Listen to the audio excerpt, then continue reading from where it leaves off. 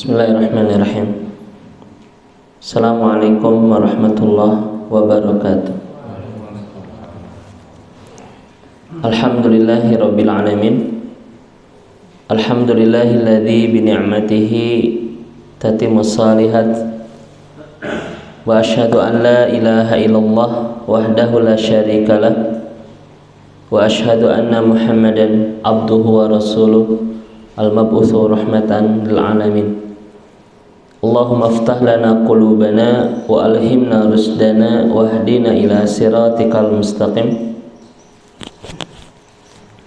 Allahumma salli wa sallim wa barik ala Muhammadin wa ala alihi wa ashabihi asma'in.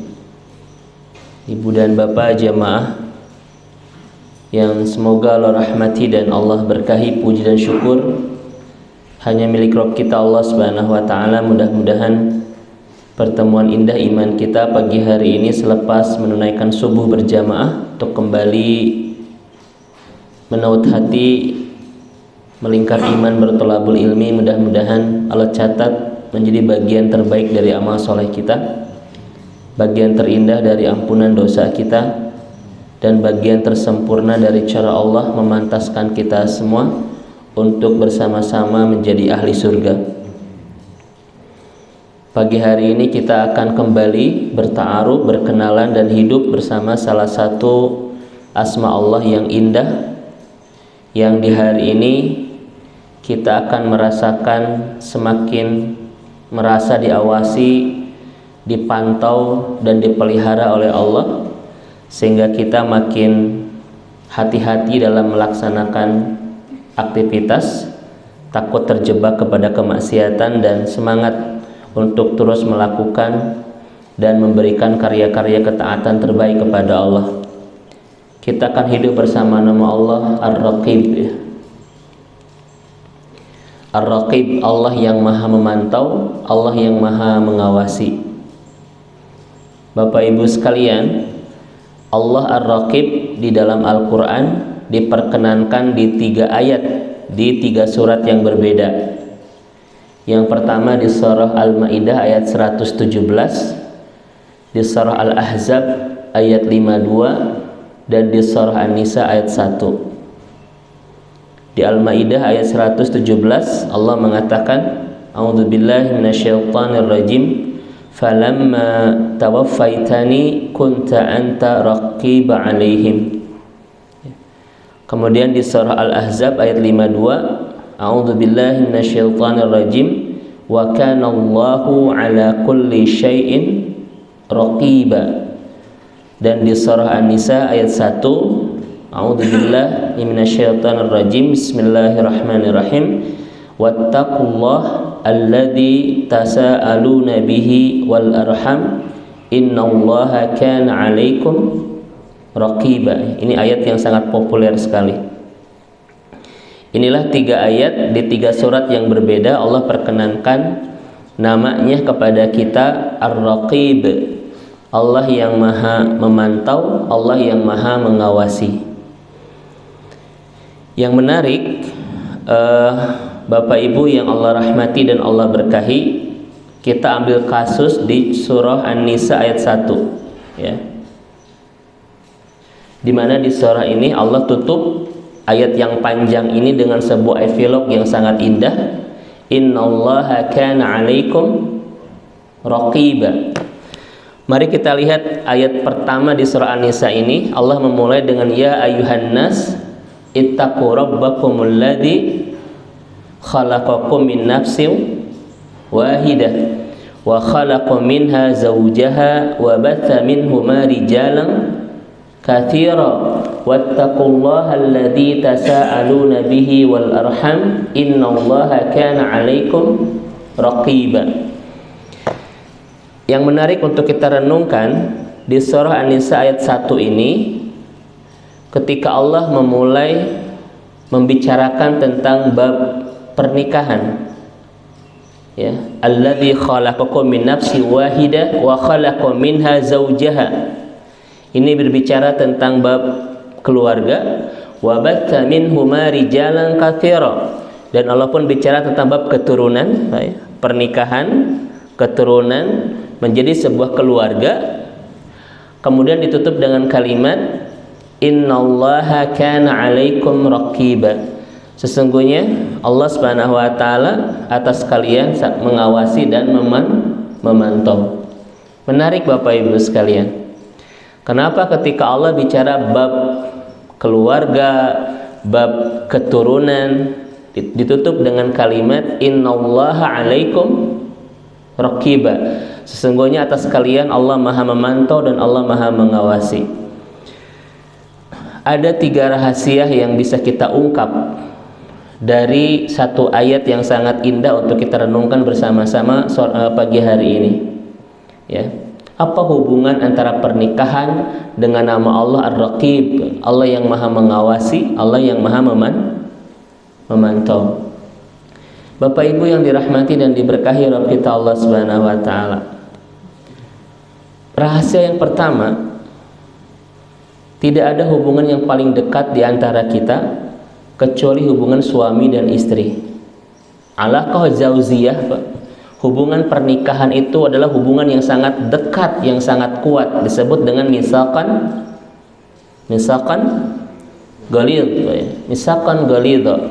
Hubungan yang sangat kuat dan tidak ada kedekatan antara kita dengan yang lain kecuali seorang suami dengan istrinya atau istri dengan suaminya. Pertanyaan saya kepada Bapak Ibu sekalian, walaupun mereka sangat dekat dan hubungannya sangat kuat, apakah mereka saling tahu nggak Pak segala rahasia masing-masing? Sangat tahu nggak Pak? Tidak semuanya tahu. Tetapi Allah Subhanahu wa taala Raqib, Bapak Ibu sekalian, sangat mengetahui apa yang tak diketahui oleh pasangannya. Ini yang pertama Ibu dan Bapak sekalian, ya. Walaupun manusia itu sangat dekat hubungannya, tetap di antara mereka pun tidak saling tahu. Ada rahasia-rahasia yang tidak terungkap. Coba saya bertanya kepada bapak-bapak di sini, Pak. Ada nggak rahasia yang tak Bapak sampaikan kepada istri? Waduh. Kadang-kadang Pak, tidak semuanya tahu itu. Boleh saja memang istri kita Pak saat ini sedang tidak bahagia bersama kita. Kita kadang tidak tahu. Ataupun boleh jadi Bapak ada sesuatu yang dirahasiakan selama ini yang istri tidak tahu dan takut kalau istri tahu. Ya enggak? Tetapi Allah Maha mengetahui semua rahasia itu. Walaupun suaminya atau istrinya pun tidak tahu itu. Ini yang pertama rahasianya. Allah itu Ar-Raqib, Bapak Ibu sekalian. Maha mengetahui apa yang tidak diketahui hatta oleh pasangan kita. Ya, setiap kita punya rahasia masing-masing. Ini yang pertama Ibu dan Bapak yang dirahmati Allah Subhanahu wa taala. Rahasia yang kedua, kenapa Allah Subhanahu wa taala ketika berbicara tentang bab pernikahan, kemudian bab keturunan ditutup dengan kalimat yang sangat indah, innallaha kana 'alaikum raqiba. Sungguhnya Allah Subhanahu wa taala atas kalian Maha memantau dan Maha mengetahui. Seakan-akan Allah bilang begini Bapak Ibu sekalian, di rahasia kedua ini, jangan merahasiakan apapun dari pasangan kita, ya. Terutama itu yang tidak baik. Kenapa? Karena Allah Maha mengetahui semuanya. Apapun yang kita rahasiakan yang tidak baik kepada pasangan kita akan Allah ungkap Bapak Ibu sekalian. Ini yang kedua. Bagaimana cara Allah mengungkapnya? Kata para ulama, al-athar fil ailah, selalu ada dampak yang tidak baik di rumah tangga. Ini cara Allah Pak mengungkap rahasia yang tidak baik yang kita rahasiakan kepada pasangan. Makanya kenapa ada di rumah tangga kita misalnya Ibu dan Bapak adanya ketidakharmonisan Pak, adanya keretakan, ya, adanya parasea Pak, ya. Pasea itu merek tisu Pak. Kenapa itu terjadi? Salah satu penyebabnya kata ulama, ada sesuatu yang rahasia yang tidak baik yang kita tidak sampaikan kepada pasangan kita. Ini salah satu ekses Pak. Kenapa? Nanti kita bahas di akhir bahwa ketidakbaikan yang kita rahasiakan akan menghadirkan masalah Pak yang akan Allah ungkapkan. Nah ini Ibu dan Bapak. Makanya nanti kalau pas pulang Pak masih ada yang menyimpan rahasia, mari kita saling jangan merahasiakan Pak. Mari kita saling ungkapkan kepada pasangan dan kita saling minta maaf. Karena boleh jadi masalah-masalah rumah tangga kita disebabkan oleh ada sesuatu yang tidak baik yang kita rahasiakan, yang tidak kita ungkapkan kepada pasangan. Setuju Bapak Ibu sekalian? Kecuali memang rahasia-rahasia yang memang tidak berdampak ketidakbaikan dalam rumah tangga. Karena tak semuanya harus diungkapkan. Ya. Saya Bapak dulu pas belum menikah gaduh mantan Pak, ada berapa puluh gitu ya, contoh. Ini kan wajah-wajah ganteng semua Pak ya. Ya nggak usah semua diungkapkan lah, kalau itu tidak mempunyai dampak syariah kepada rumah tangga kita. Dan rahasia yang ketiga, ibu dan bapak sekalian, kenapa ketika Allah berbicara bab pernikahan, bab keturunan, ditutup dengan kalimat innallaha kana 'alaikum raqiba, semuanya Allah Subhanahu wa taala atas kalian maha memantau, maha mengetahui. Allah seakan-akan mengatakan kepada kita, Pak, akulah yang memberikan keturunan kepada kalian, dan kalian tidak usah khawatir seberapa banyak keturunan kalian, karena aku yang mengawasinya, aku yang memeliharanya, aku yang memantaunya, dan aku yang menjaganya. Itu ada nggak ibu dan bapak alasan orang Pak tidak banyakkan keturunan alasan ekonomi? Ada tidak? Ada nggak Pak? Ada nggak di antara manusia yang tidak mau Pak, tidak mau banyak keturunan dengan alasan ekonomi? Ada Pak. Ustadz, kalau saya punya anak 5, ayat 6, bagaimana nanti ngasih makannya, bagaimana nyekolahkannya, bagaimana ngasih rezekinya? Innallaha kana 'alaikum raqiba. Allah yang memberinya, Allah yang merawatnya, Allah yang menjaganya, Allah yang mengawasinya. Lalu kenapa kita ikut campur dengan adanya kekhawatiran terhadap rezeki yang anak-anak yang kita hadirkan di rumah tangga kita? Saya bertanya kembali kepada ibu dan bapak sekalian. Ini kajian kita sebelumnya. Apa yang menyebabkan kita Pak selalu berkhawatir soal rezeki yang sudah Allah takar, yang tak mungkin tertukar itu? Apa masalahnya? Kenapa ada di antara kita yang masih berkhawatir dengan sesuatu yang sudah Allah jamin di kehidupan kita? Apakah rezeki sudah Allah jamin nggak Pak? Masya Allah. Ma min dabatin fil ardi illa 'alallahi rizquha. Salah satu hal yang Allah jamin itu adalah bagaimana cara Allah memberikan rezeki di kehidupan kita, betul? Lalu kenapa kita masih berkhawatir? Ternyata khawatiran itu datang dari syaitan, Pak. Yuhawwifukum. Yuhawwifu, setan itu senang nakut-nakutin, senang bikin kita khawatir. Soal apa? Ya'idukumul faqra, soal masalah rezeki itu. Makanya ibu dan bapak, kalau ada orang yang bergelisah dan berkhawatir terhadap sesuatu yang sudah Allah jamin, terutama masalah rezeki, berarti dia sudah masuk dalam jebakan syaitan, Pak. Itu karena iman yang baik, Pak, tidak usah berkhawatir dengan sesuatu yang sudah Allah jamin, betul ya? Justru iman yang baik itu bergelisah dengan sesuatu yang belum ada jaminan dari Allah. Apakah kita ini menjadi ahli neraka atau ahli surga? Itu belum ada jaminan. Betul Bapak Ibu? Tetapi banyak orang yang berkhawatir dengan rezekinya, tetapi tidak punya kegelisahan dengan masa depan akhiratnya itu. Ini persoalan. Justru iman yang baik itu tidak pernah berkhawatir dengan masa depan rezekinya, tetapi dia bergelisah dengan masa depan akhiratnya. Tetapi ayaw ya Pak, sampai tidak bisa sholat ke masjid, sampai tidak bisa ngaji, sampai tidak bisa baca Al-Quran. Kenapa? Masalah rezeki itu. Betul Bapak Ibu? Karena setan ya'idukumul faqra. Karena setan yang bikin kita berkhawatir soal rezeki itu, sampai kita memberantakan ibadah kita gara-gara masalah rezeki. Ada nggak Bapak Ibu orang yang terus cari rezeki sampai lupa, sampai tidak punya waktu dengan sang pemberi rezeki? Ada nggak? Ada Pak. Ada orang yang ngurus keberlimpahan sampai dia tidak menyediakan waktu untuk beribadah kepada sang pemberi keberlimpahan. Ini persoalan. Betul ya? Dan masalahnya Bapak Ibu sekalian, kenapa syaitan paling senang bikin kita khawatir soal rezeki yang sudah Allah jamin dan sudah Allah takar dan tak akan tertukar itu? Kenapa syaitan paling senang membuat kita berkhawatir soal rezeki? Ada dua targetan syaitan itu. Targetan yang pertama adalah Bapak Ibu sekalian, tubarirul wasilah. Karena kalau orang Pak sudah berkhawatir soal rezeki, mereka akan memburunya walaupun dengan cara yang tidak halal. Ini salah satu targetan setan itu. Membikin kita tidak peduli yang kita dapatkan apakah dengan cara yang halal atau haram. Kenapa? Karena saya khawatir dengan kemiskinan. Khawatir anak-anak nggak sekolah, khawatir nggak kebeli rumah, bla bla bla itu.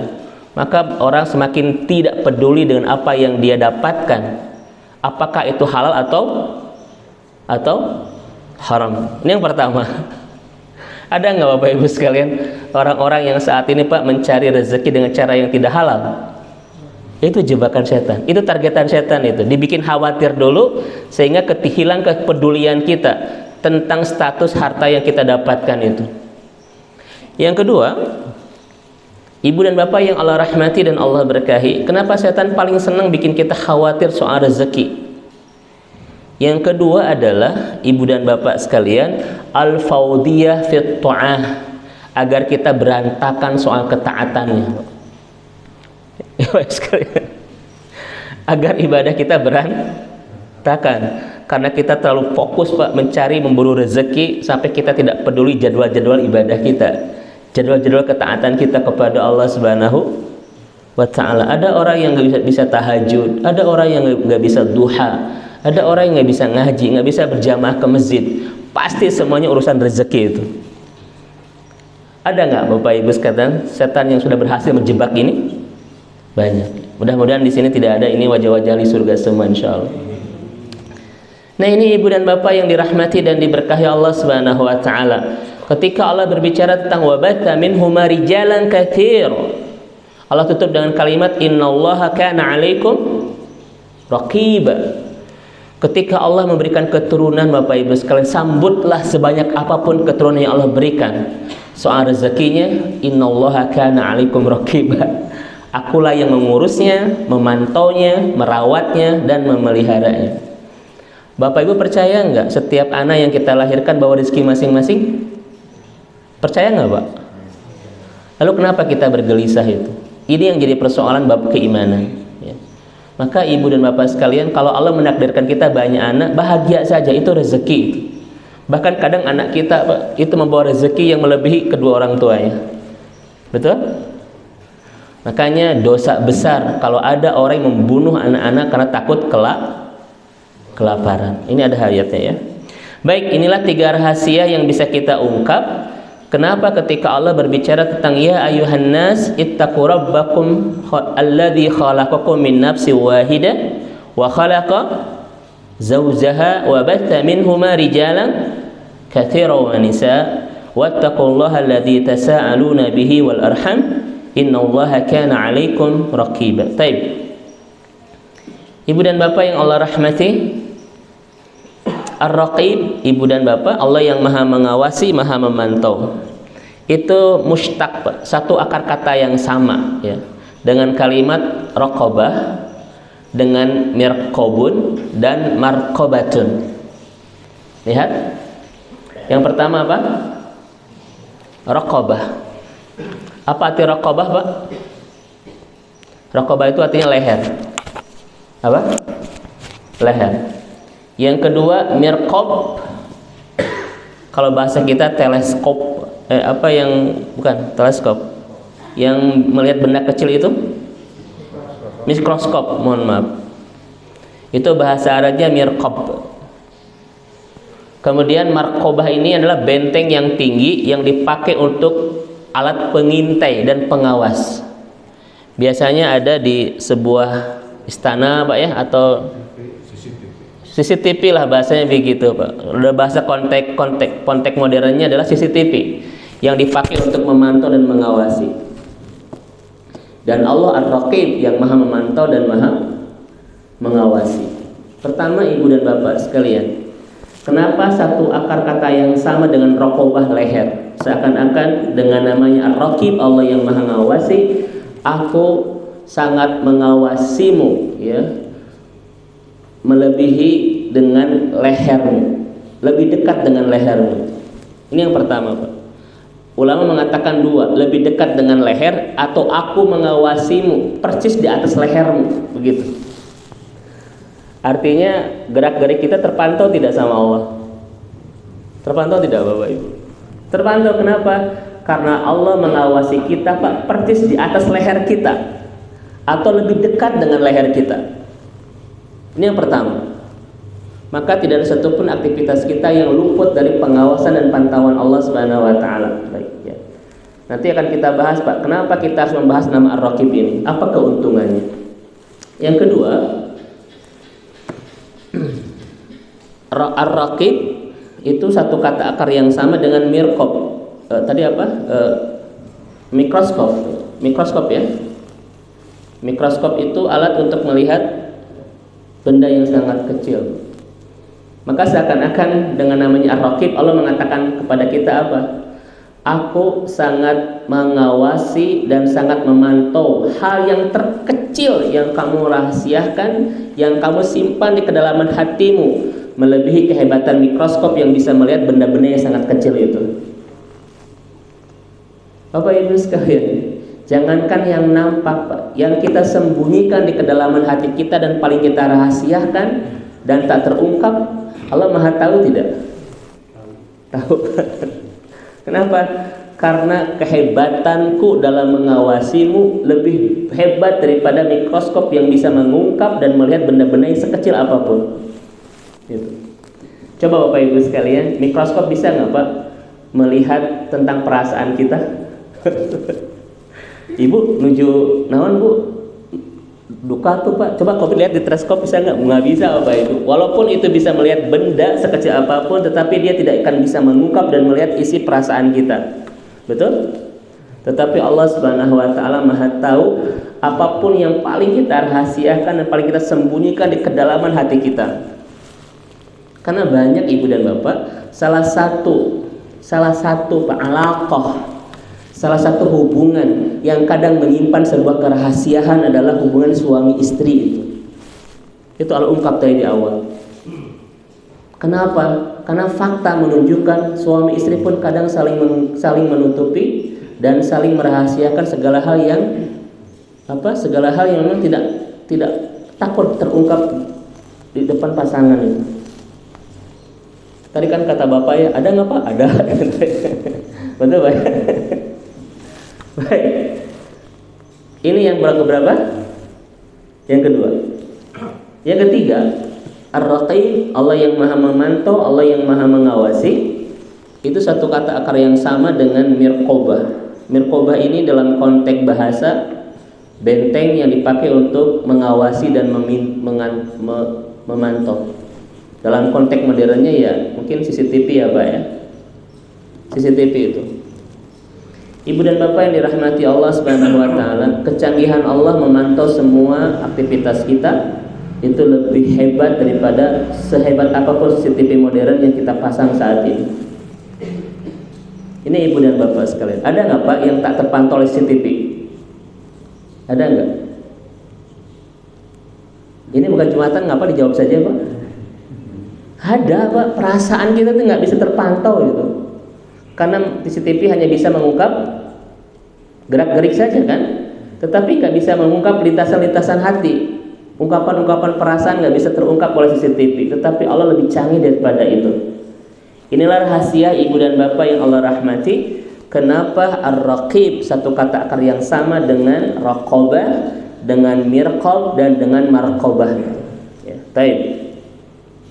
Kita lihat Ibu dan Bapak yang Allah rahmati dan Allah berkahi. Bahkan kita ini didampingi oleh pengawasan Allah Subhanahu wa taala yang Al-Qur'an sebut di Qaf ayat 18 dengan Raqibun Atidun. Yang sering kita terjemahkan dua malaikat Raqib dan Atid. Lihat ayatnya, ma yalfadhu min qaulin illa ladaihi raqibun atidun. Tidak ada satu kata yang diucapkan melainkan ada di sisinya malaikat yang mengawasi, yang selalu siap untuk mencatatnya itu. Kita sering menyebutnya malaikat Raqib dan malaikat Atid, Pak ya. Bahkan kita sering menyebutnya raqib mencatat amal baik dan atid mencatat amal buruk ya. Ini raqib Pak, sama itu. Makanya apa hubungannya kalimat dengan raqibun atid? Demi Allah Bapak Ibu sekalian, tidak ada diksi yang kita pakai, gelombang huruf, untaian kata, rangkaian kalimat yang meluncur di lisan kita, kecuali semuanya ada pemantauan dan pengawasannya, dan ada catatan rapihnya yang tidak akan pernah luput satu kata pun yang pernah kita ucapkan. Makanya bayar Bapak Ibu sekalian, wajar kata Rasulullah, yang paling banyak menyebabkan kita ke neraka apa? Apa Pak? Lisan ya? Kenapa? Karena dari sini memproduksi ribuan Pak kata yang semuanya tercatat menjadi amal keburukan dan amal kebaikan. Coba ibu-ibu satu hari Bu berapa produksi kata yang terucap Bu? Minimal 20.000, 27.000. Laki-laki berapa Pak? Sehari minimalnya. Ini yang paling jempe itu. Berapa Pak? 7 ribuan, coba bayangin itu. Laki-laki 7.000, perempuan 25 ribuan gitu. 5 kali lipat ya Bu. Dan ternyata semuanya ada hisabannya Bapak Ibu. Makanya wajar. Pertanyaannya adalah kenapa yang paling banyak memasukkan kita ke neraka itu adalah lisan Pak? Karena aktivitas amal soleh yang paling banyak kita produksi setiap hari lewat mulut loh Pak. Betul nggak? Ribuan Bapak Ibu yang meluncur di sini dan semuanya ada hisabnya itu. Makanya apa kata Rasulullah? Man kana yu'minu billahi wal yawmil akhir falyakul khairan aw liyasmut. Kalau dia benar beriman kepada Allah pada hari akhir dan dia yakin nanti ada hisab kata-katanya, maka dia akan falyakul khairan. Dia hanya akan memproduksi kata-kata yang baik saja. Kalau tidak dia akan diaman begitu. Coba ibu dan bapak sekalian, setiap kita berbicara Pak, kira-kira dipertimbangkan dulu nggak masa depan akhiratnya? Kadang enggak ibu dan bapak, meluncur saja itu. Padahal orang yang beriman itu ibu dan bapak, ketika dia akan ngomong Pak, dia langsung timbangkan masa depan akhiratnya seperti apa. Kenapa? Karena kata-kata yang meluncur itu ada hisabnya semuanya. Tidak ada yang tidak terhisab dari pemantauan pengawasan Allah, apalagi Allah menyiapkan raqibun atid yang fungsinya adalah salah satunya mencatat seluruh ucapan kita itu. Betul Bapak Ibu? Coba ibu dan bapak sekalian, kalau kita muhasabah ya, setiap hari ribuan kata-kata kita Bu, berapa persen yang menjadi amal soleh dan berapa persen yang menjadi dosa? Kadang kita nggak punya hisaban seperti itu ya Pak ya. Yang penting mah apa Bu? Ngomong gitu. Yang penting terlempar saja begitu, tanpa kita tahu hisabannya. Kan saya sampaikan di kajian kita sebelumnya saja, masih mungkin Bapak masih ingat, ada nggak pemberian Allah yang gratis Pak? Ada tidak? Bapak Ibu sekalian, ada nggak pemberian Allah yang gratis? Kan kita suka bilang Pak, udara gratis, ya, air gratis. Kalau kita memerlukan oksigen sebulan itu setiap orang harus menyiapkan uang 5 miliar. Ya kan Pak? Tetapi Allah berikan secara cuma-cuma dan gratis. Kira-kira kalimat itu betul tidak? Enggak. Kenapa? Karena pada akhirnya semuanya akan dihitung oleh Allah. Betul? Pemberian Allah saat ini kepada kita seperti Bapak Ibu masuk ke rumah makan Padang. Kita boleh makan apapun, tetapi ketika keluar akan dihitung semuanya. Bahkan saya pernah menguji Ustaz ya. Saya datang ke rumah makan Padang Pak, itu beberapa piring dihabiskan, bersih itu. Tetap saja mereka tahu itu bekas apa itu. Ini bekas apa namanya Pak? Di nasi Padang itu Bu? Rendang, ini bekas ini. Mereka tahu Pak, sudah bersih itu. Itu punya indera keenam. Bapak Ibu sekalian, nanti ada hari di mana semuanya akan dihitung oleh Allah Subhanahu wa taala. Makanya Aisyah sering berdoa apa? Allahumma hasibni hisaban yasira, ya Allah hisablah aku dengan hisaban yang ringan.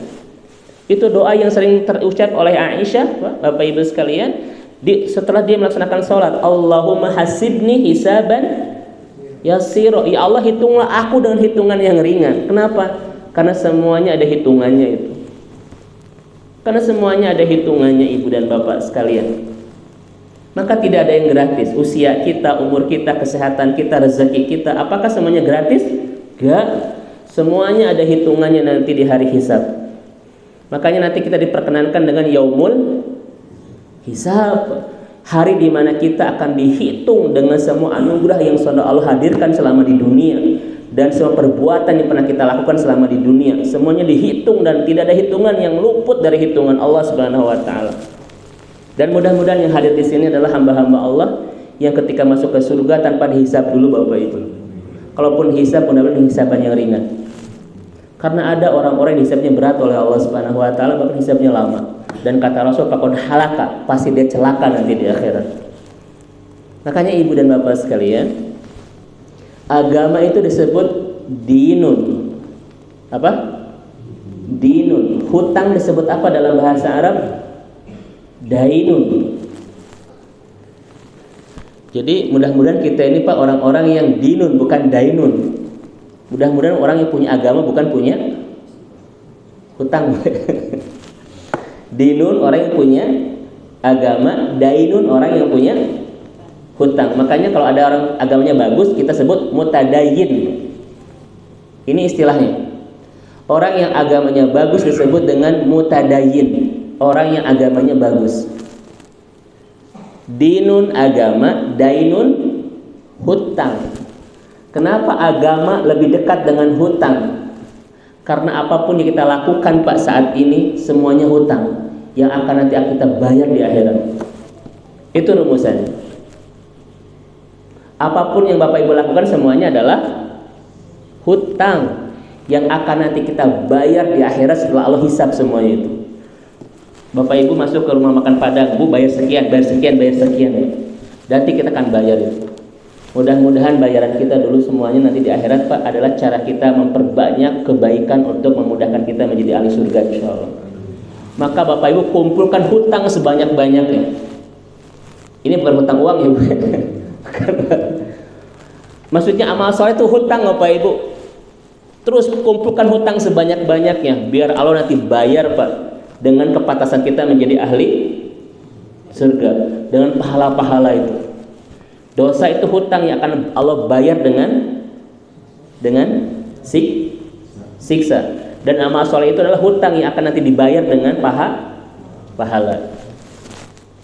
Makanya kata para ulama, Bapak Ibu sekalian, hidup di dunia itu seni Pak, meringankan hisaban dan memberatkan timbangan kebaikan.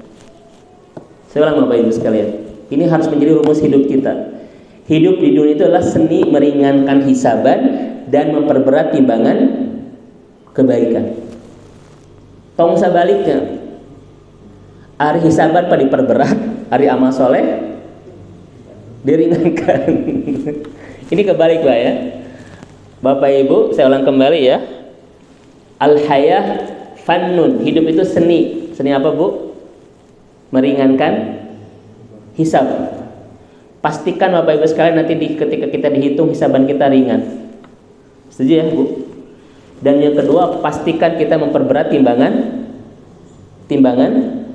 kebaikan. Karena nanti ada mizan Pak yang akan menimbang amal kebaikan kita dan amal keburukan kita. Dan Allah mengatakan apa? Fama wa amma man thaqulat mawazinuhu fahuwa fi 'ishati radiyah. Barang siapa yang berat timbangannya, maka dia akan mendapatkan surga. Ini jangan bahagia dulu Pak bagi yang punya kelebihan berat badan ya Pak ya.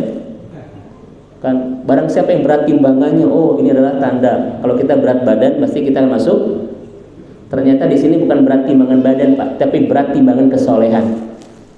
Karena kata Rasulullah, nanti di hari kiamat ada orang yang datang ke akhirat Pak dan berbadan besar dan kuat. Tetapi ketika ditimbang ternyata tidak lebih berat daripada satu sayap ekor nyamuk itu. Ya. Jadi bukan memperberat timbangan badan, tetapi memperberat timbangan kebaikan. Karena nanti akan ditimbang di akhirat bukan badan kita, tetapi amal kebaikan kita. Ibu tahu Ibnu Mas'ud, Pak? Ibnu Mas'ud ini Bapak Ibu sekalian disuruh oleh Rasulullah naik ke sebuah pohon, dan ketika naik Bapak Ibu sekalian, sahabat yang lain tertawa itu. Kenapa tertawa? Karena betisnya kecil, Bu. Kalau bahasa kita apa? Betis kecil, Pak. Apa bahasa Cimahinya? Apa kecil itu ya? Krempeng ya, Pak ya? Krempeng itu. Mereka tertawa, menertawakan apa? Kecilnya betis Ibnu Mas'ud kalau tidak salah ya. Ini hadisnya sahih. Kata Rasulullah, apa yang kalian tertawakan? Andaikan betis itu ditimbang, maka dia lebih berat daripada 2 gunung Uhud itu. Berarti Ibnu Mas'ud itu apa? Berat timbangan badannya, berat amal solehnya. Berat amal solehnya, begitu ya. Baik. Ini ibu dan bapak yang dirahmati Allah Subhanahu wa taala, kita harus betul-betul ciri keimanan seseorang adalah dia mempertimbangkan setiap kata yang dia produksi di lisannya, karena semuanya akan melukis bagaimana kondisi kita nanti di akhirat. Semua kata-kata yang kita produksi lewat lisan kita, semuanya akan menentukan bagaimana masa depan akhirat kita itu. Mudah-mudahan lisan kita memperberat timbangan kebaikan akhirat kita, insya Allah. Makanya Bapak Ibu, apa pesan Ali bin Abi Thalib? Seorang mukmin itu 2 aktivitasnya, as-sumtu, az-zikru, Pak ya. Al-kalam itulah ad-da'wah. Diamnya adalah berzikir, bicaranya adalah mengajak kebaikan. Diamnya apa, Bu? Berzikir, dan bicaranya mengajak kebaikan. Diamnya menguatkan hubungan dengan Allah, bicaranya menguatkan hubungan orang lain dengan Allah. Saya ulang Bapak Ibu sekalian.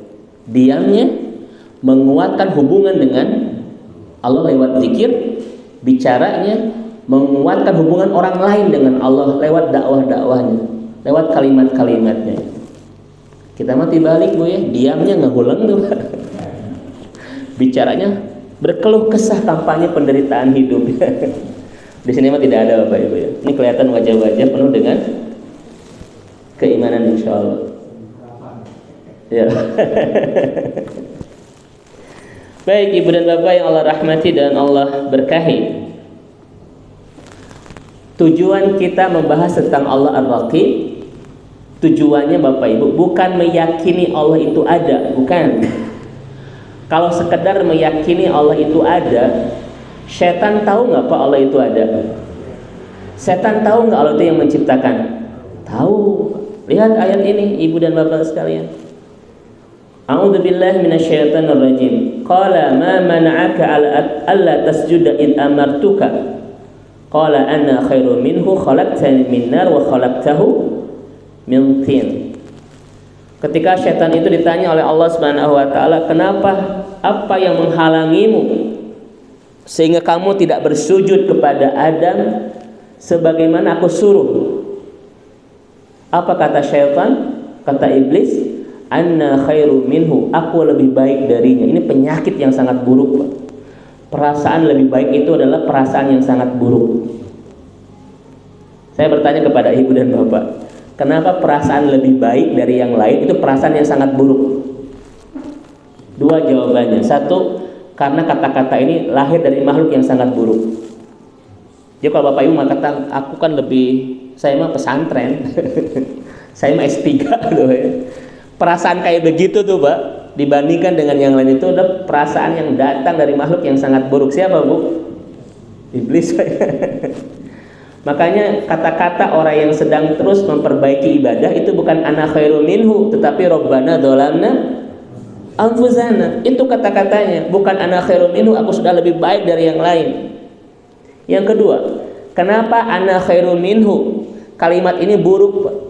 1, lahir dari makhluk yang buruk dan bisa menghentikan segala kebaikan. Bisa menghentikan segala kebaikan. Kenapa setan tidak mau sujud, Pak? Karena setan merasa lebih baik. Kalau Bapak Ibu merasa lebih baik, nggak mungkin Pak seneng ngaji itu. Ayo kita ngaji ke masjid. Siapa ustadznya? Eta baru S1. Eta mah lulusan Timur Tengah. Itu perasaan-perasaan lahir dari makhluk yang sangat buruk yang bisa menghentikan kebaikan-kebaikan kita. Betul nggak Bapak Ibu sekalian? Yuk kita ngaji ke Masjid Al-Mujadid. Saha ustadna eta teu bisan bahasa Arab, pasti teu bisan balago. Itu kalimat bagus enggak, Pak? Itu kalimat yang sangat buruk itu. Kenapa? Bisa menghentikan segala kebaikan. Makanya ibu dan bapak sekalian, lihat di dalam Al-Qur'an ibu dan bapak. Allah sering menggandengkan kalimat Sami'un Alim, Sami'un Alim. As-Sami Al-Alim. Apa arti As-Sami, Bu? Maha mendengar. Al-Alim yang maha mengetahui. Banyak ayatnya. Kenapa Allah Subhanahu wa taala selalu menggandengkan As-Sami'ul Alim, maha mendengar, maha mengetahui? Itu rahasianya, Pak. Kalau kita ingin terus banyak pengetahuan, punya kemampuan mendengar itu. Orang nggak mungkin kemampuannya terupgrade kalau dia tidak punya kecerdasan emosional yang disebut dengan kemampuan apa, Bu? Mendengar. Karena salah satu sumber pengetahuan itu dari pendengaran. Kalau orang sudah tidak mau mendengar, kira-kira pengetahuan terupgrade gak, Pak? Tidak, Bu. Tidak. Makanya ayo kita punya kecerdasan emosional disebut dengan kemampuan mendengar agar terus kita banyak pengetahuan, Bapak Ibu sekalian. Pengetahuan itu tidak dilahirkan dari kematangan usia, tetapi dari kecerdasan emosional yang disebut dengan kemampuan mendengar. Saya bertanya kepada Bapak Ibu, apa yang menyebabkan orang, Pak, tidak punya kemampuan mendengar? Apa? Perasaan ana khairu minhu. Saya lebih baik. Nah itu ibu dan bapak sekalian. Di sini tuh ustadz semua loh Bapak Ibu. Tetapi kenapa masih mendengarkan saya? Bukan karena saya lebih bagus, enggak. Tetapi Bapak Ibu punya kecerdasan emosional itu. Karena komplek ini kan Qaryatul Hufad, Pak. Ini kampungnya para penghafal Al-Qur'an. Wa Qaryatul Asatidah ini. Ini komplek para ustadz ini. Ya enggak? Tetapi kenapa masih mendengarkan saya? Bukan karena saya lebih bagus, tetapi Bapak Ibu punya kecerdasan emosional itu. Dan kalaupun Bapak Ibu bicara, saya pasti mendengar dengan baik. Betul? Mudah-mudahan ini menjadi komplek Pak Safinatun Nuh yang bisa menjadi bahtera Nabi Nuh, yang bisa menyelamatkan banyak orang untuk sampai di pantai harapan bernama surga insyaallah. Ya. Ini Ustaz kenapa nadanya naik? Bukan nadanya naik. Kalau saya ngebahas setan tuh pasti naik. Bapak Ibu, apa kata setan? Khalaqtani min nar wa khalaqtahu min tin. Kau ciptakan aku dari apa? Api, sementara Adam kau ciptakan dari tanah. Berarti Bapak Ibu, setan yakin nggak Allah itu pencipta? Yakin nggak Allah itu ada? Maka Bapak Ibu, targetan seorang mukmin bukan meyakini Allah itu ada, Allah itu menciptakan, bukan, Pak. Lebih naik dari itu. Kenapa kita membahas Ar-Raqib? Bukan untuk meyakini Allah itu ada, karena setan juga sudah tahu itu. Tetapi Pak, meyakini Allah itu dekat.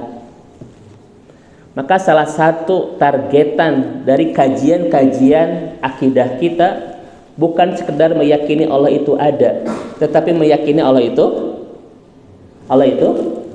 dekat, Pak. Yang maha mengawasi, yang maha memantau setiap gerak-gerik kita, yang tidak akan luput dari pantauan pengawasan Allah Subhanahu wa taala. Setuju Bapak Ibu sekalian? Kalau sekedar tahu Allah itu ada, ini levelnya masih level tadi itu. Tetapi orang yang beriman, keberhasilan imannya adalah sampai punya perasaan dan keyakinan bahwa Allah itu dekat. Baik Bapak Ibu, kalau Bapak Ibu merasa Allah itu dekat, masih berani nggak berbuat kemaksiatan? Nah itu Pak, kemaksiatan tercipta karena lemahnya perasaan Tuhannya itu dekat. Saya ulang Bapak Ibu ya, sebuah kemaksiatan terjadi karena lemahnya perasaan Allah itu dekat. So Ibu dan Bapak, kalau orang merasa diawasi oleh Allah, dekat melebihi urat lehernya ini, yang memantau semua gerak-gerik kita, masih sempat gak dia berbuat kemaksiatan? Enggak, Bapak sekalian. Enggak itu. Allah lebih hebat pengawasannya melebihi sisi TV, dan Allah lebih jeli penglihatannya melebihi mikroskop tadi ya, dan Allah lebih dekat melebihi leher kita. Masih sempat gak orang berbuat kemaksiatan? Gak Ibu dan Bapak. Makanya persoalan sebuah kemaksiatan yang saat ini sedang kita khawatirkan, Pak, karena lemahnya iman. Karena dia merasa memang Allah itu ada, tetapi tidak merasa Allah itu dekat yang mengawasi semua amalnya itu. Setuju Bapak Ibu sekalian? Baik. Mari kita lihat Ibu dan Bapak sekalian.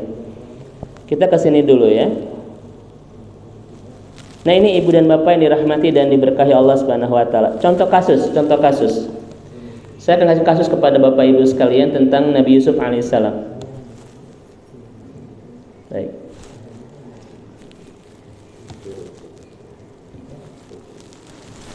Siapa Bu? Nabi Yusuf. Saya kasih contoh kepada Bapak Ibu ya. Ini tentang bagaimana perasaan Nabi Yusuf ketika berinteraksi dengan resistensi. Aduh, lupa ya saya di menyimpannya. Tapi nanti kita bahas Bapak Ibu. Sebentar. Nah, ini Ibu dan Bapak sekalian. Kita lihat Pak. Kenapa nggak ada ini? Nah, ini. Kelihatan ya? Baik. Kita lihat kasus ini Ibu dan Bapak sekalian.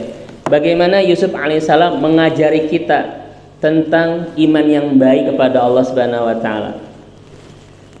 Nabi Yusuf, Ibu dan Bapak, itu mengajari kita tentang sebuah konsep yang disebut dengan muraqabatullah. Apa arti muraqabatullah? Karena ar-raqib pasti menghadirkan muraqabah. Dari mana kita ini Bapak Ibu mendapatkan sebuah kehebatan iman yang disebut muraqabatullah? Dari nama Allah Ar-Raqib. Kalau nama Allah Bapak Ibu Ar-Raqib, yang maha mengawasi dan maha memantau, berarti muraqabatullah artinya apa? Kan Bapak Ibu sering dapat Pak mujahadah, muaqabah, muraqabah kan? Muahadah, muhasabah itu. Ada 5M. M pertama apa? Pak, ini tazkiyatun nafs. M pertama apa Pak? Pakai masker. M kedua, ini bukan COVID atau Bu? Ya, ini 5M itu bukan kajian COVID ini, kajian tentang tazkiyatul anfus.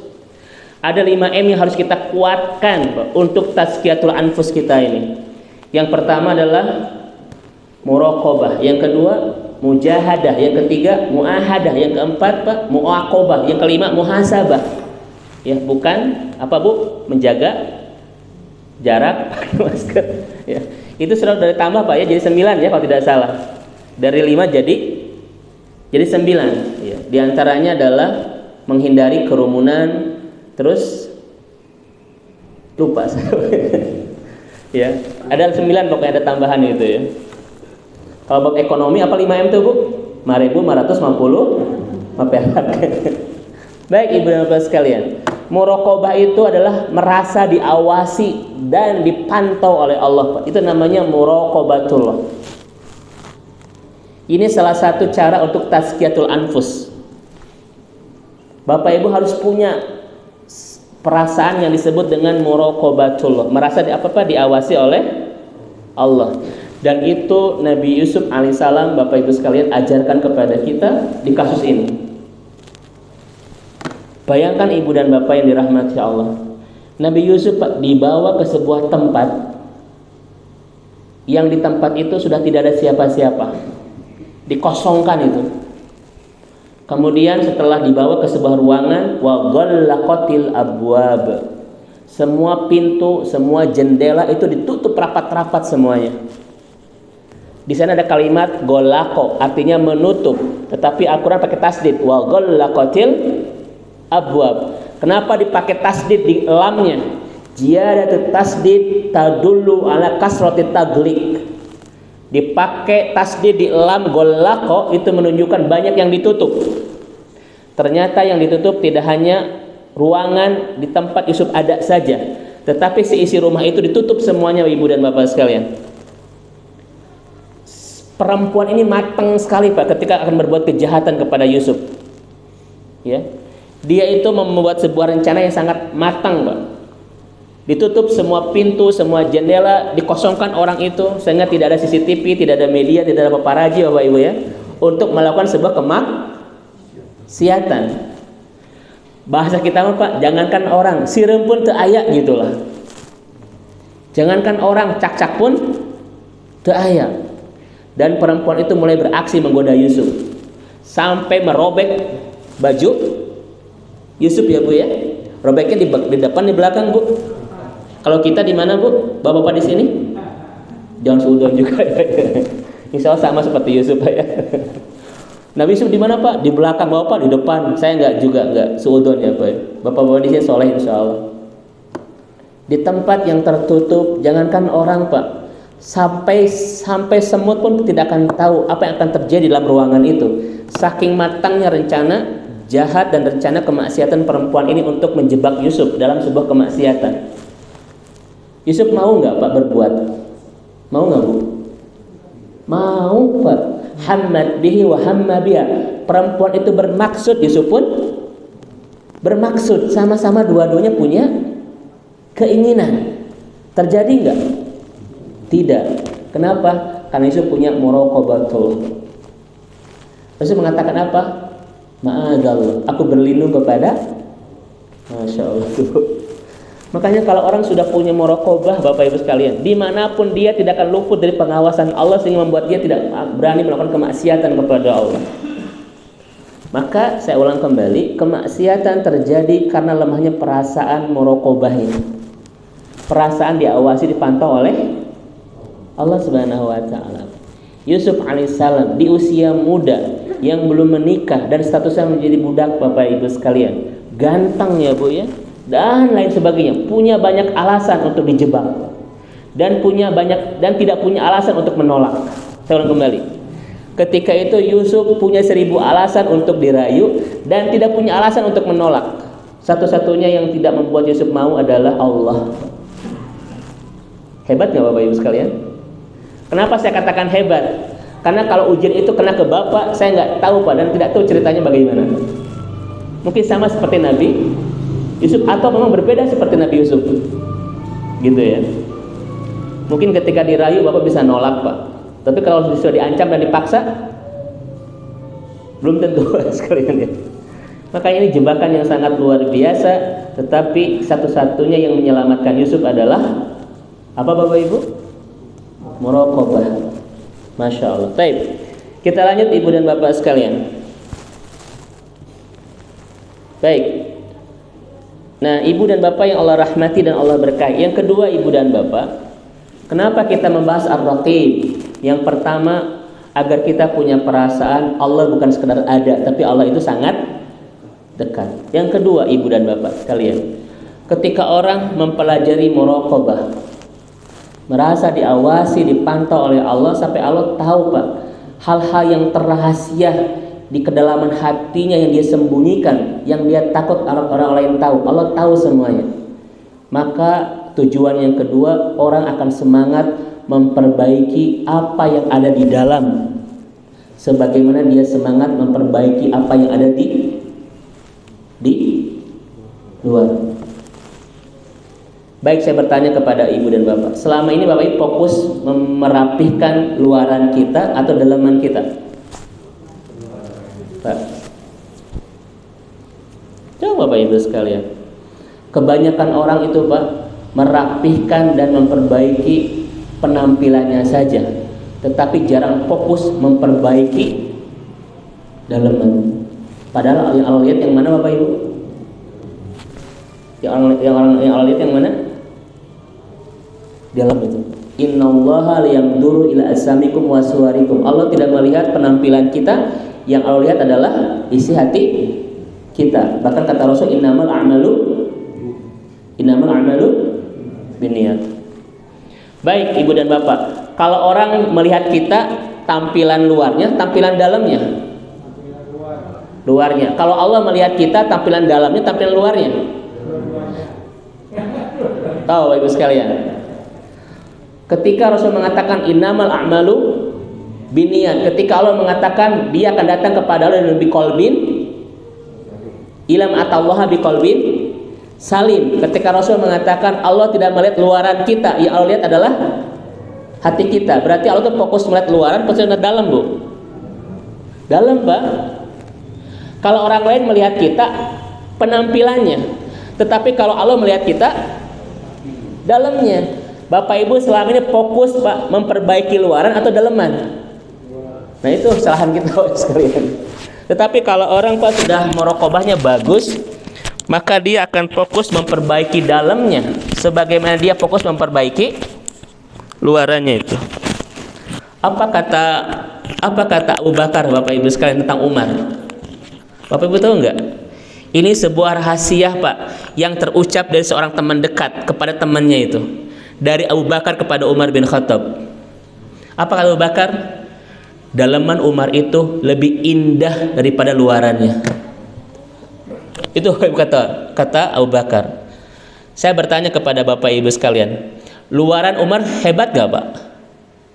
Lihat bagaimana amal solehnya, lihat bagaimana keistiqomahannya, lihat bagaimana jihadnya, lihat bagaimana dia menulis tinta sejarah dengan emas Pak tentang Islam ini.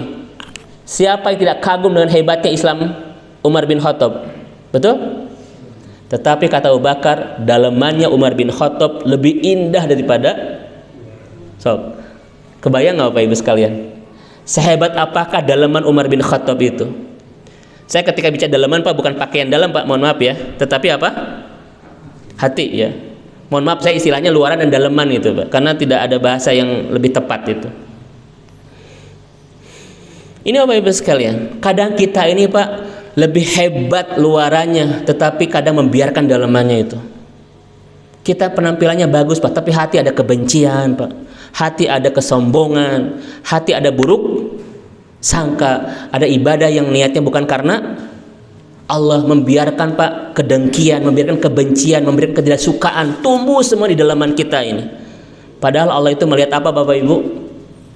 Dalam itu.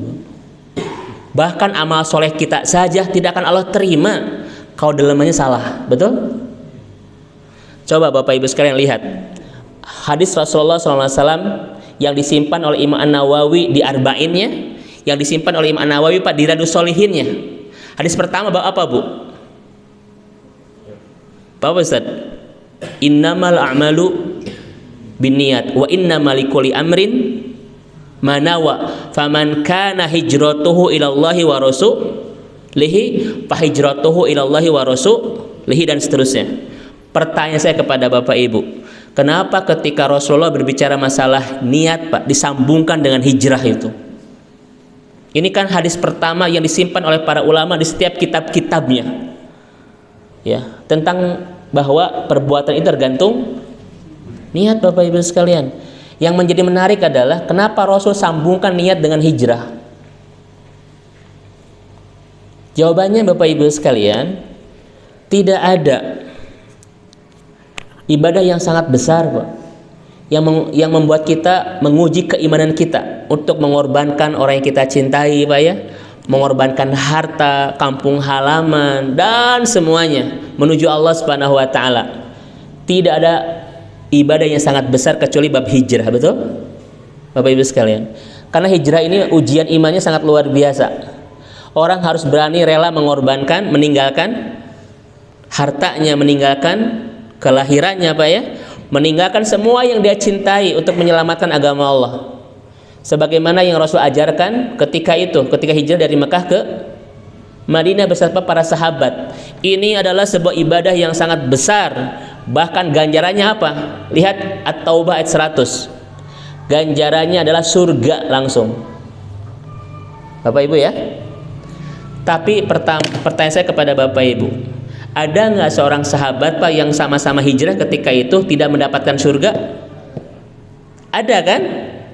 Pertanyaan saya, kenapa dia tidak mendapatkan surga? Karena niatnya salah. Perempuan ini dari Mekah ke Madinah bersama sahabat yang lain dengan perih yang sama, lelah yang sama, penderitaan perjalanan yang sama. Tetapi kenapa sahabat-sahabat yang lain Allah janjikan surga, tetapi dia tidak dapat surga, padahal sama-sama sedang ibadah besar? Karena sahabat ini salah niat. Dia dari Mekah ke Madinah itu bukan karena Allah Pak, tetapi ingin menikahi seorang perempuan yang bernama Ummu Qais itu. Maka disebut dengan muhajir Ummi Qais Pak. Jadi dia itu hijrahnya karena perempuan. Maka kalau di sini ada yang hijrah karena perempuan, itu namanya sama, muhajir Ummi Koes. Itu Pak. Bukan goes Pak ya, bukan muhajir goes, awas ya. Umi koes ini. Si Ustaz ngebahas goes enggak Pak. Itu gara-gara salah niat Pak, ibadah besar tidak jadi pahala. Datang kepada Rasulullah SAW, sahabat bertanya kepada Rasul Pak, dari Abu Umamah ini kan, ya Rasulullah, ada orang yang berperang di jalan Allah, dia mencari pahala tetapi juga dia mencari sanjungan, ingin dipuji oleh orang Pak, bahwa dia itu seorang pahlawan itu. Apa kata Rasul? La syai'allahu fil akhirah. Dia tidak dapat apa-apa di akhirat. La syai'allahu kata Rasul. Sampai diulang 3 kali oleh Rasulullah SAW. La syai'allahu itu. Padahal ada nggak Pak ibadah yang sangat berat seberat jihad di jalan Allah? Ada nggak? Nggak ada. Tetapi kenapa dia tidak dapat apa-apa? Salah? Nah itu sekalian. Makanya nanti Bapak Ibu, ada di antara kita yang datang ke akhirat dengan keyakinan Pak, bahwa dia sudah lelah dengan segala kebaikan di dunia. Dia meyakini sudah membawa sekarung amal soleh nanti ke akhirat. Tetapi ternyata ketika sampai di akhirat, kata Allah, seperti batu yang licin, yang di atasnya ada tanah, kemudian tersiram air yang lebat. Kira-kira tersisa nggak tanah itu Pak? Tersisa tidak Bu? Tidak. Maka seperti itulah orang yang membawa segala lelah dalam kebaikan tetapi niatnya salah. Oh sekalian. Makanya begini Bapak Ibu, ini rumus saya dan ini disampaikan oleh Imam An-Nawawi. Kalau Bapak Ibu sekalian, ketika kita melaksanakan ibadah ingin dipuji Allah, maka Bapak Ibu akan dapat 2 pujian. Pujian dari manusia, pujian dari Allah. Tapi ketika Bapak Ibu beribadah ingin dipuji oleh manusia, Bapak Ibu tidak akan mendapatkan pujian Allah.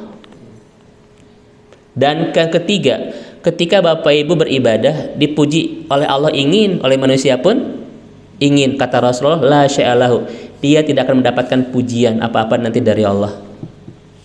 Maka satu-satunya yang akan mendapatkan pujian dari Allah itu Bapak Ibu sekalian adalah niatkan ketika ibadah itu ingin dipuji oleh Allah. Maka orang yang sudah begini Pak, manusia pun akan ikut memujinya. Tetapi kalau dari awal dia ingin dipuji oleh manusia, dia tidak akan mendapatkan pujian dari Allah. Setuju Bapak Ibu ya? Baik. Kita lanjut Ibu dan Bapak yang dirahmati Allah Subhanahu wa taala. Maka tujuan kita belajar tentang muraqabah ini adalah yuk kita fokus Pak memperbaiki apa yang ada di dalam kita. Sebagaimana selama ini kita fokus memperbaiki apa yang luaran kita. Kenapa? Karena Allah Maha tahu Bapak Ibu sekalian, dan maha detail melihat kedalaman seseorang, dan Allah hanya melihat itu. Dan tampilan luaran kita diterima dan tidaknya oleh Allah bergantung kondisi dalaman kita yang disebut dengan niat. Jangan sampai Ibu dan Bapak kita ke masjid, kita ngaji, kita sedekah, tampilan kita sebagai seorang muslim, tetapi kita membiarkan dalaman kita buruk Pak.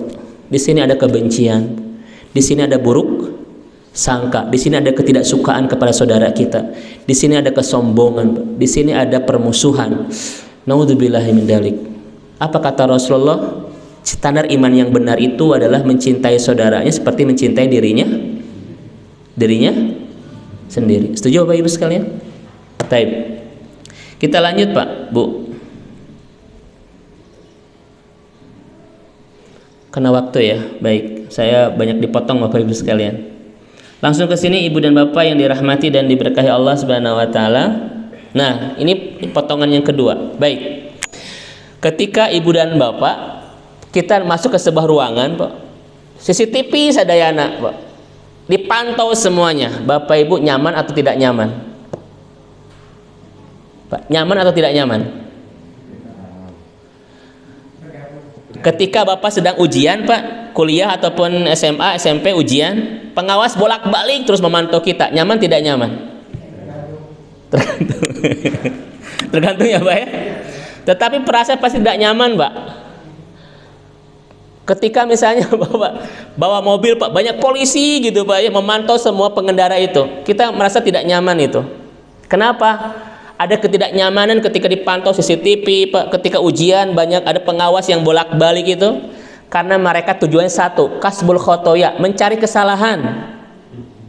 Betul nggak Bapak Ibu sekalian? Karena mencari kesalahan. Tetapi ketika Bapak Ibu dipantau oleh Allah, nyaman nggak?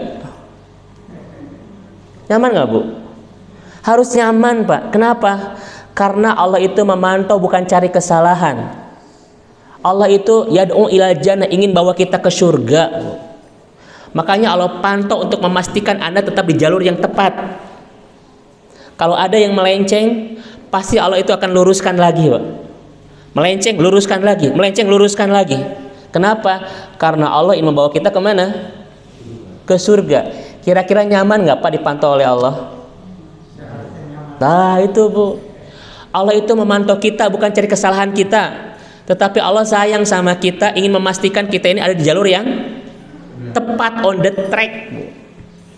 Makanya kalau Bapak Ibu ada yang melenceng dari jalur yang tepat, kira-kira Allah biarkan tidak? Tidak Pak, pasti Allah itu akan luruskan kembali kita ke jalur yang benar. Ya enggak? Salah satu kehebatan Allah pada dalam hidup kita, tidak membiarkan seorang hamba itu di jalur yang tidak tepat untuk mengantarkan dia ke surga. Makanya lihat Pak, orang-orang yang sedang banyak maksiat kepada Allah selalu dapat teguran dari Allah. Cara Allah menegur itu cara Allah mengembalikan dia on the track loh. Makanya kita harus nyaman Bapak Ibu sekalian, dipantau oleh Allah ini.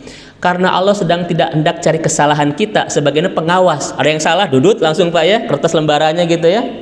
Di jalan polisi Pak, ada yang salah, ditilang begitu. Betul nggak? Allah enggak Ibu dan Bapak. Makanya kalau ada orang yang ketika dibahas tentang muraqabah Pak, merasa tidak nyaman, itu salah berarti. Justru memang kita harus makin nyaman. Kenapa? Kita betul-betul sedang dipantau oleh Allah Pak, untuk dipastikan kita ini ada di jalur yang tepat, mengantarkan kita kemana? Ke surga. Setuju Bapak Ibu? Taib ya. Makanya ketika kita membahas tentang pengawasan, itu harus berbeda antara pengawasan manusia dan pengawasan Allah. Pengawasan manusia kecenderungan mencari kesalahan. Pengawasan Allah adalah untuk memastikan bahwa kita ada di jalur yang tepat, yang mengantarkan kita kemana? Ke surga. Ini Ibu dan Bapak yang dirahmati Allah. Makanya di sini Pak, tuh ya kalimatnya. Kadang kita merasa tidak nyaman ketika diawasi oleh manusia. Seorang murid kadang tidak nyaman diawasi oleh pengawas ketika ujian. Seseorang kadang tidak nyaman Pak ketika semuanya ada CCTV, sampai ke WC ada CCTV ya Pak. Kurang nggak nyaman itu. Tetapi kalau Allah Subhanahu Wa Taala mengawasi kita, kita harus makin nyaman karena kita sedang diawasi, dipantau dan dipastikan ada di jalur yang benar untuk membawa kita semakin dekat ke pintu surga. Baik, terakhir Bapak Ibu karena waktu ya, saya pengen lama tapi karena waktu. Ibu dan Bapak yang dirahmati dan diberkahi Allah Subhanahu Wa Taala. Kisah pertama Pak, tentang Umar bin Khattab ini ya, pernah menguji seorang pengembala. Mungkin tahu kisahnya Bapak Ibu sekalian? Ya, saya kuatkan kembali karena materi kita terkait dengan masalah ini. Umar bin Khattab pernah menguji seorang pengembala kambing, yang ketika itu Umar mengatakan ingin mengambil apa Pak? Ingin membeli satu ekor kambingnya. Dan apa kata Umar bin Khattab? Ya gulam uridu an atba' min kahadhish syad. Saya ingin beli seekor kambing ini. Apa kata si pengembala ini? Innaha laisat li, innaha malak, innaha milku sayyidi. Dia bukan punyaku, dia punya majikanku. Kata Umar bin Khattab, idzan bi'ni iyyaha fa idza sa'alaka sayyiduka faqul lahu akalaha di'bu. Udah saya beli satu saja. Kalau majikanmu nanti nanya, katakan saja dimakan serigala. Tetapi apa kata laki-laki, kata seorang pengembala ini? Dia mengatakan, Allahu Akbar, fa'ainallah, Allahu Akbar. Lalu di manakah Allah Pak? Kira-kira yang menarik dari kisah ini apa Bapak Ibu sekalian? Yang menarik apa? Yang menarik Pak, yang ditanya itu ada seorang pengembala. Dalam kamus pengembala itu Pak, pendidikannya bagaimana? Mungkin tidak bagus ya Pak ya, ekonominya mungkin tidak bagus, status sosialnya mungkin tidak bagus, tetapi kehebatan dia Pak muraqabahnya itu sampai dia tidak berani berbuat kemaksiatan. Dia katakan, kalau saya harus menjual satu kambing ini dan mengatakan kepada majikanku dimakan serigala, fa'ainallah, lalu di manakah Allah Pak? Sekarang Bapak Ibu, orang punya jabatan Pak, orang punya pendidikan, orang punya kekayaan, tetapi kadang nggak tahu di mana Allahnya itu. Betul Bapak Ibu sekalian? Pengembala ini Pak, jabatannya tidak ada, status sosialnya, ekonominya, tetapi kehebatan dia bersama Allahnya luar biasa, mencegah dia dari kemaksiatan. Sekarang Bapak Ibu, orang banyak yang pengetahuannya lebih hebat dan lain sebagainya, tetapi kenapa begitu mudah berbuat kemaksiatan? Naudzubillahi min. Yang terakhir Pak, yang terakhir. Ini kisah-kisah disampaikan para ulama kita. Umar bin Khattab itu sering tajawul Pak. Apa tajawul itu bahasa kitanya? Keliling untuk memastikan rakyat itu apa Pak? Bahasa yang lain ya Pak ya. Jangan yang sering. Ada nggak bahasa lebih lain dari itu Pak? Ya, ada bahasa yang lain nggak Pak? Bukan belusukan ya, apa namanya? Ini biar lebih tenang aja Pak. Observasi ya Pak ya. Pokoknya mah memantau rakyatnya pas setiap malam itu Umar bin Khattab itu.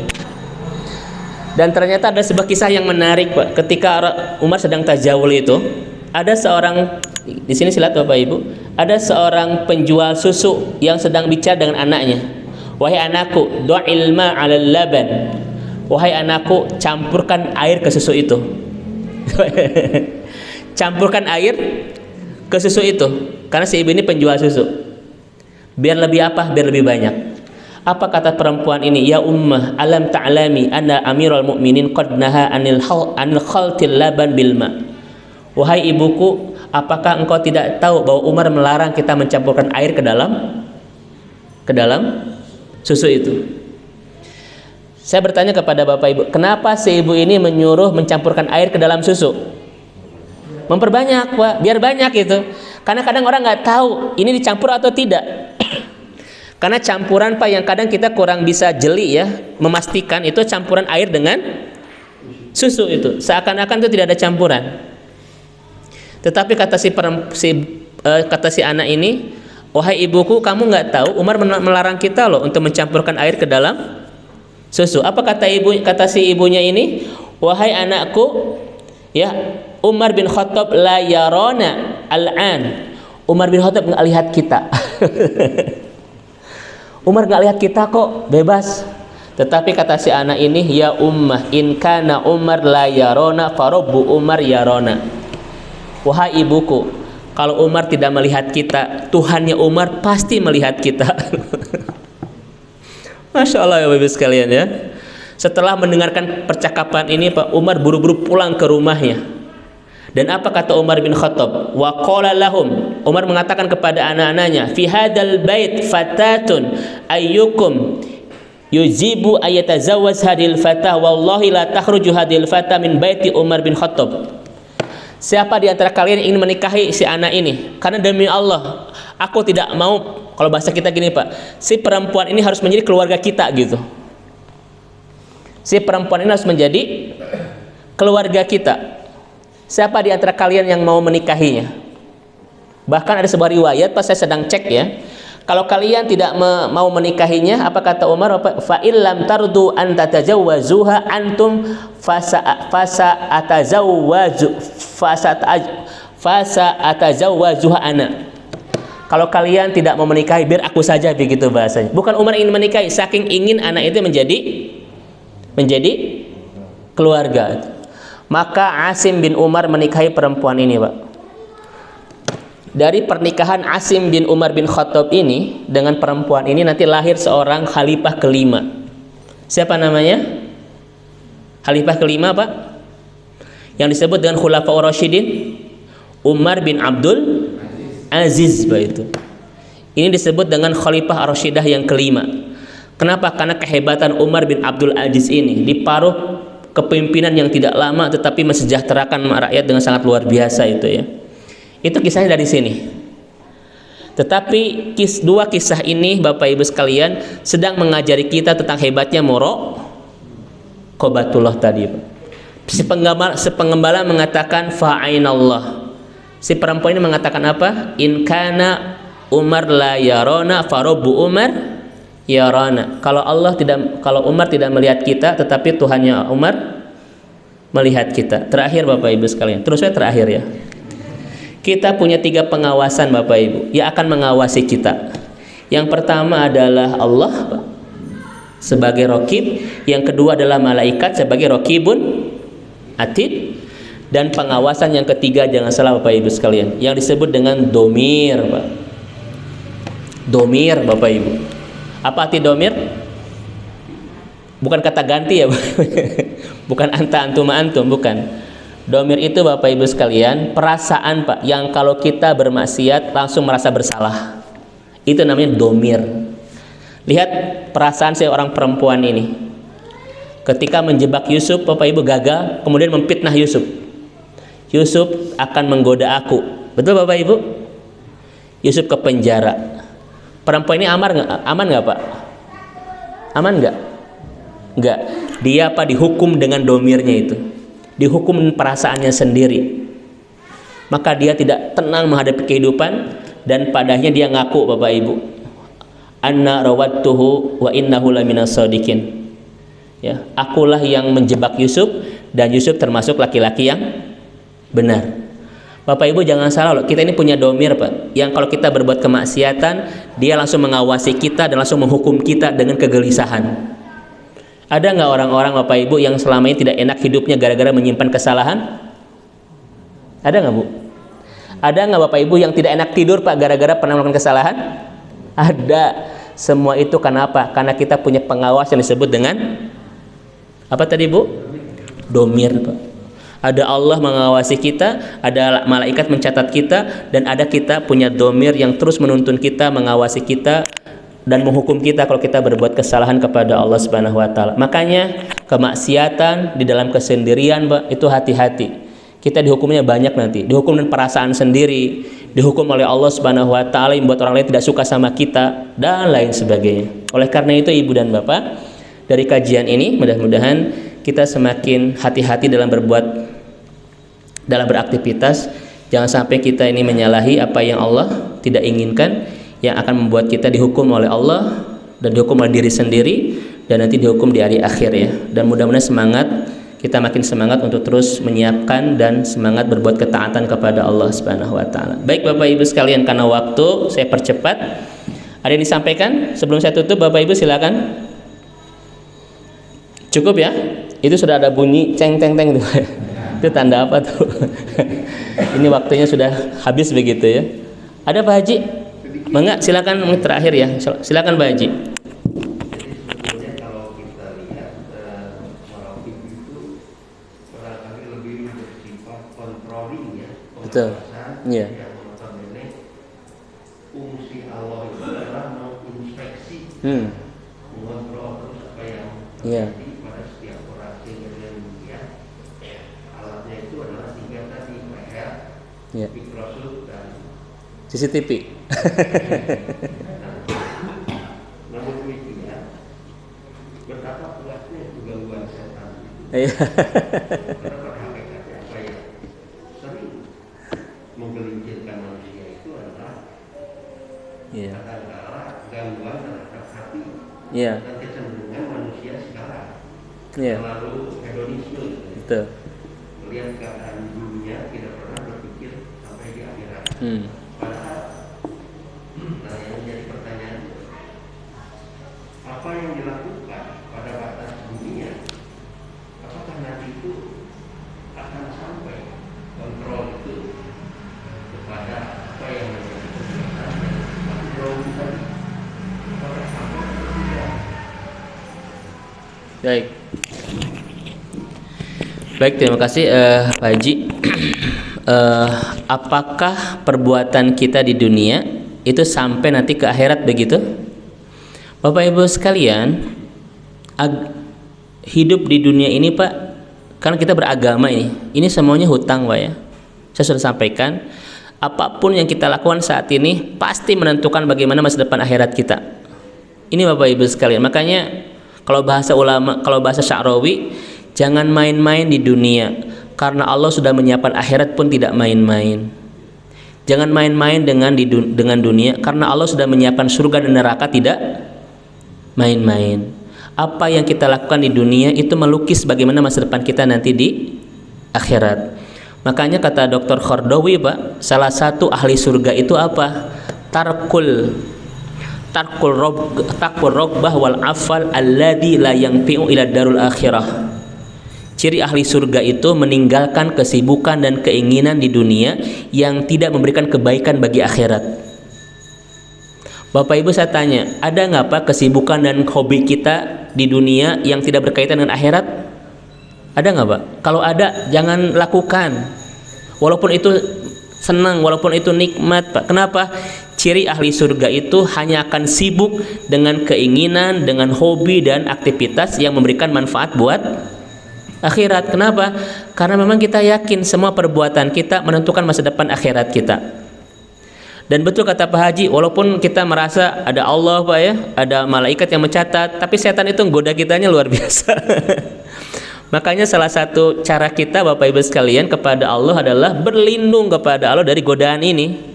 Dan setan itu tidak bisa menggoda orang-orang yang ketika beramal soleh dalam keikhlasan Bapak Ibu. Itu benteng itu. Makanya salah satu cara agar kita tidak mudah dijebak setan adalah Pak, menata hati hanya untuk Allah itu. Meluruskan niat hanya untuk Allah. Inilah sebuah pertahanan yang kokoh Pak. Setan tidak bisa mendobrak gitu. Setan itu paling senang Bapak Ibu sekalian, dan paling bisa menjebak hati kita dengan menggelincirkan dan melesetkan hati kita untuk ibadah tapi niatnya bukan karena Allah. Karena setan kadang tidak menghentikan ibadah kita, tetapi mereka mudah menghentikan pahala dari ibadah kita. Itu Pak Haji ya, salah satu jebakan setan itu. Dan ternyata orang-orang yang mukhlis adalah orang-orang yang cukup sulit dijebak oleh setan. Dan ternyata kata Sufyan Ats-Tsauri, perjuangan terberat kita dalam amal soleh ini adalah bagaimana cara kita menata hati untuk Allah. Itu berat. Kadang hari ini Bapak bisa ikhlas, besok belum tentu loh. Betul nggak? Perjuangan terberat kita Ibu dan Bapak dalam dunia ketaatan ini adalah bagaimana cara kita meluruskan hati untuk Allah. Tetapi perjuangan ini penuh dengan keasyikan Pak, karena bersama Allah segalanya akan asyik gitu ya, akan membahagiakan kita. Maka inilah keistiqomahan kita, terus menata niat kita ketika ibadah untuk Allah. Inilah yang sulit dijebak oleh syaitan Bapak Ibu sekalian. Maka ketika Bapak Ibu beraktivitas apapun, niatkan bagi Allah Pak. Satu, kita akan terjegah di dalam keburukan Pak, perbuatan kita. Dan yang kedua, kita sulit untuk diplesetkan oleh setan itu ya, sehingga semuanya akan menjadi pahala di sisi Allah Subhanahu wa taala. Itu mungkin Pak Haji ya responnya. Jadi Bapak Ibu sekalian, terus kita bergantung kepada Allah, terutama dari godaan setan yang terkutuk ini. Karena setan mengatakan tidak akan pernah lelah menggoda kita Pak, selama jasad kita, ruh kita ada dalam jasad kita, sebagaimana hadis riwayat Imam Muslim itu ya, la azalu ugwi ibadaka madamat arwahum fi adsadihim. Tetapi orang-orang semakin menguatkan terus hubungannya dengan Allah Pak, semakin menutup ruang untuk mudah dijebak oleh syaitan. Dan mudah-mudahan kita semua adalah orang yang seperti itu insya Allah. Itu mungkin Pak Haji ya. Cukup Bapak Ibu sekalian? Kalau cukup, kita cukup sekian. Insya Allah nanti di kajian berikutnya kita akan kembali membahas tentang nama-nama Allah yang memberikan banyak inspirasi iman buat kita Pak, untuk terus merekaperi iman kita, membuat kita makin jatuh cinta kepada Allah, makin nikmat melaksanakan ibadah kepadanya, dan makin bahagia menjadi kehidupan yang akan mengantarkan kita bahagia sampai nanti ke akhirat insya Allah. Saya tutup dengan doa, Rabbana dzalamna anfusana wa illam taghfir lana wa tarhamna lanakunanna minal khasirin. Allahumma ighfir lana dzunubana innaka antat tawwabur rahim. Rabbana la tuzigh qulubana ba'da idh hadaitana wa hab lana min ladunka rahmah innaka antal wahhab. Rabbana atina fid dunya hasanah wa fil akhirati hasanah wa qina adzabannar. Subhana rabbika rabbil izzati amma yasifun. Wassalamun alal mursalin walhamdulillahi rabbil alamin. Mohon maaf. Assalamualaikum warahmatullahi wabarakatuh.